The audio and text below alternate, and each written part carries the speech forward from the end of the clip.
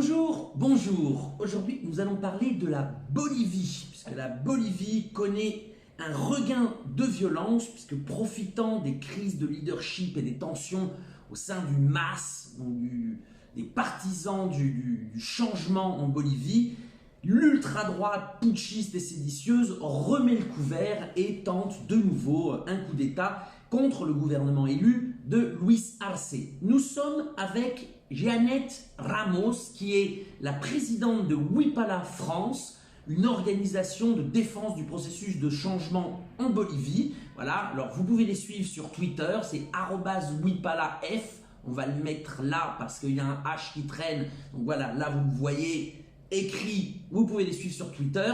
Jeannette, bonjour. Qu'est-ce qui se passe en Bolivie ? En fait, la Bolivie vit en ce moment une nouvelle tentative de coup d'État, laquelle est lidérée par les mêmes acteurs de ceux qui ont perpétré les coups d'État de novembre 2019. Donc cette fois-ci, le prétexte, c'est la date de réalisation du prochain recensement en Bolivie pour le gouvernement. La date a été fixée à mai-juin 2024, suite à un consensus auquel ils sont parvenus après une réunion avec 8 autres gouverneurs de Bolivie et différents maires des villes, à une réunion auquel le gouverneur de Santa Cruz, M. Camacho, n'a pas participé.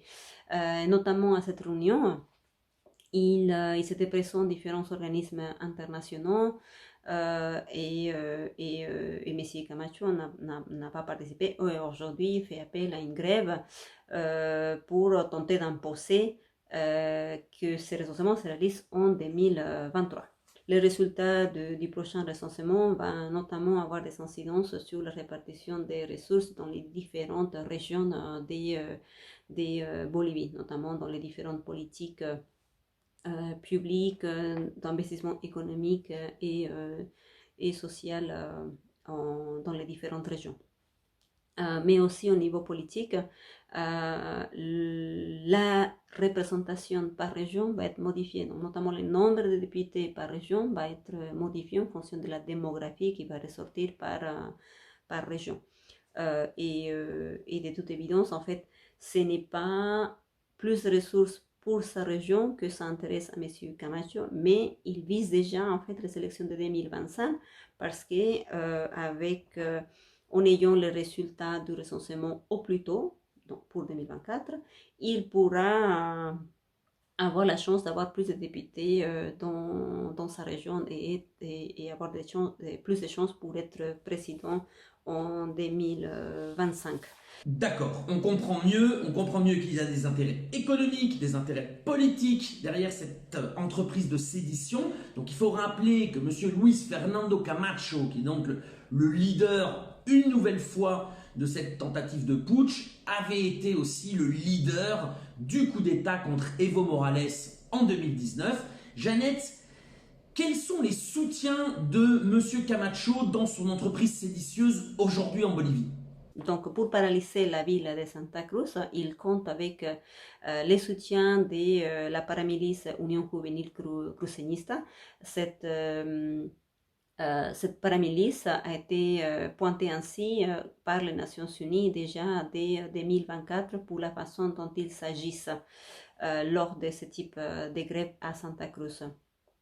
Donc notamment cette grève à Bolivie, il faut faire savoir que elle est très violente. Donc les paramilices violentent la population qui tente de démonter les barricades qui s'organisent. Nous avons déjà un mort. Monsieur Juan Pablo Taborga a été tué. Il a été tabassé à mort par des groupes civils qui faisaient grève. Alors, Jeannette, je t'entends dire gréviste parce que tu traduis le mot paro de l'espagnol au français, mais pour ceux qui nous écoutent, ça n'a rien à voir avec des grévistes. Ce ne sont pas des travailleurs qui cherchent à établir un rapport de force avec le patronat. Là, on parle de chemises noires payées pour semer le trouble au sein de la population. Donc là, il y a un petit hispanisme, donc je précise pour que vous ne soyez pas induits en erreur. Et justement, quelles sont les résistances au sein de la population, au sein des classes laborieuses, au sein du peuple bolivien ? Suite à ces violences, nous avons des organisations sociales, notamment les syndicats des travailleurs, la COP de Santa Cruz, des syndicats des travailleurs paysans et les syndicats des femmes paysannes et aussi des associations des commerçants et transports qui commencent à lever la voix pour s'opposer à cette grève. Et depuis hier, ils organisent des contre-barricades pour protester contre cette grève. Des contre-barricades ciblées, par exemple, ils ciblent les entreprises qui financent le groupe paramilitaire et les grévistes qui paralysent en ce moment la ville de Santa Cruz. Parce qu'il faut faire savoir que plusieurs entreprises alliés de M. Camacho continuent à travailler alors que la population était empêchée d'aller au travail. Donc, il faut aussi faire savoir que M. Camacho refuse tout dialogue et c'est pourquoi aussi les organisations sociales trouvent que cette grève elle est injustifiée. M. Camacho a quitté à plusieurs reprises les réunions de dialogue qui étaient proposées par le gouvernement, mais il cherche différentes excuses pour ne pas y participer. Donc cela laisse penser que ce n'est pas en fait le recensement ce que lui intéresse, mais nous faisons face en fait à une vraie aventure putschiste. Et finalement, que cherche l'ultra-droite bolivienne et M. Camacho? M. Camacho et M. Romulo Calvo, les présidents du comité civique, qui parle ouvertement qu'après la date du recensement, ce sera la demande de démission de notre président Luis Arce. En outre, on peut les entendre aussi dire ouvertement que maintenant ils savent comment faire tomber un gouvernement et que M. Arce, notre président, va suivre le même sort que l'ex-président Evo Morales. Et le gouvernement de Luis Arce, dans tout ça, quelle a été sa réaction, Jeannette?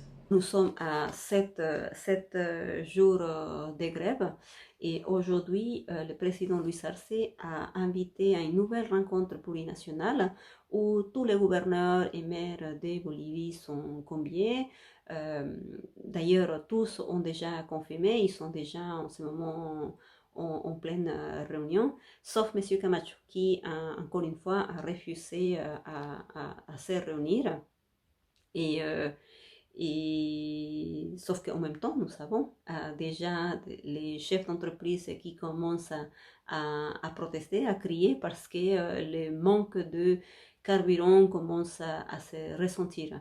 En fait, à cause des barricades et des contre-barricades organisées par les organisations sociales, les citernes n'arrivent pas à approvisionner les différentes stations d'essence.